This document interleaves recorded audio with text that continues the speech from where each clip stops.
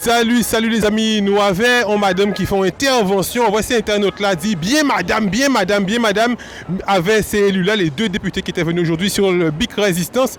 Ils ont expliqué nous qu'ils ressenti pendant un moment là ça. Bonjour cher ami. En intervention devant M. Serva et M.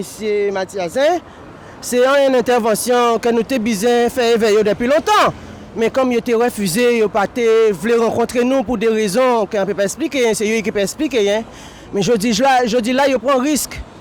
Ils ont tenu l'audace quand même de venir vers nous, donc il faut nous montrer quand nous devons penser des comportements, mais il faut comprendre aussi que nous sommes dans une situation d'urgence plus que plus. Là, ce n'est pas urgence vitale, c'est urgence humaine. Nous sommes face à des hommes et des femmes qui n'ont pas mangé, qui n'ont pas d'argent depuis 8 mois.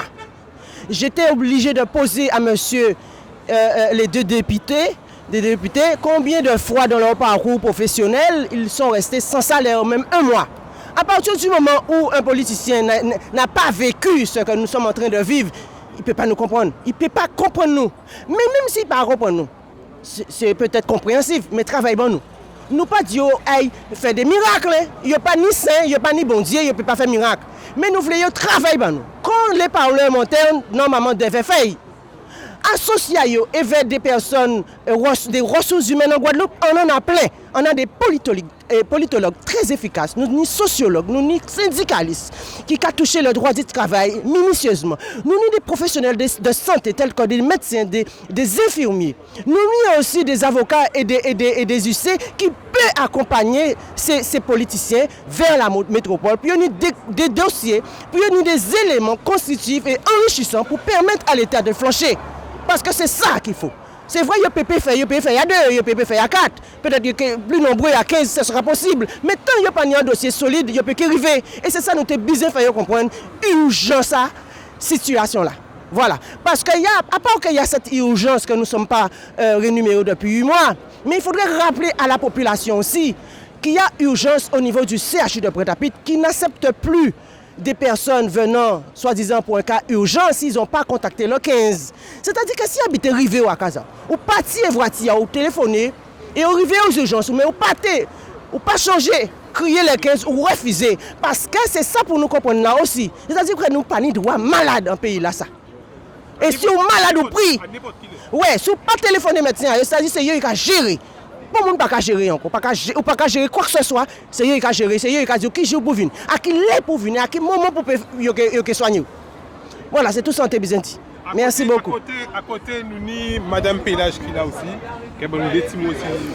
Deux petits mots en moins, c'est pour aller dans même l'état d'esprit qui collègue en moins, parce qu'il parlait effectivement d'organisation politique et prise en compte considérée des dossiers pour défendre et pour une argumentation. Mais en cas, en deuxième sens, là, nous en même l'arrêt là, là, il y a du constat que l'hôpital La Pointe a une mission de service public. Mission de service public, ça veut dire que nous devons venir en aide et permettre l'accès aux soins à tout un chacun. On ne peut pas parler de Guadeloupéens, on peut dire de tout un chacun. Parce que l'avion qui descend avec un paquet de monde, et pas parce qu'ils viennent en pays, que forcément ils sont en bonne santé durant tous ces jours. Ça veut dire que l'accès aux soins à tout un chacun de monde. Et c'est ça l'inquiétude en nous. Il y a quoi que c'est inquiétude à collègues en moi aussi qui travaillent au bloc, dans la mesure où si nous pas capable l'accès aux soins à moun, ça veut dire que nous avons organisé mort à moun alors. Et nous pas dans ça. A pas mission en nous ça. Alors ça veut dire que ces messieurs doivent être penchés sur le fait que ça que l'État doit être géré, c'est-à-dire l'accès aux soins n'est pas géré depuis 8 mois. Et à part les nous qui paient, quelle solution là qui vient, il faut nous parler, il faut nous dénoncer. Et qui veut dire dénoncer, avancer. Si nous avons dénoncé, nous avons avancé.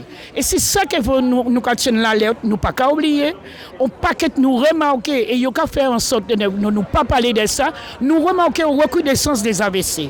Nous remarquons une recrudescence de tout ce qui est fractus et pathologie cardiaque. Nous remarquons une recrudescence du vasculaire. Ça veut dire qu'à un moment donné, nous avons un manquement, nous avons un empêchement à soigner les gens. Et mission, nous, c'est de soigner les gens. Et nous avons un paquet de gens qui sont là, qui est tout à fait prêt à remonter en service et prendre en compte prise en charge à santé à pays. C'est santé à Dieu. Eh bien voilà les amis, donc parole là très fort, comme Madame la Dizotte, c'est Madame la Dizotte, il y a un monde qui là pour yo peut ça être réintégré, pour yo peut ça travail, donc yo demandé ces élus là justement de parler en ce sens là ça pour yo peut ça réintégrer travail à yo et permettre que CHU là fonctionner bien et mieux même mieux qu'avant, fonctionner bien et mieux qu'avant.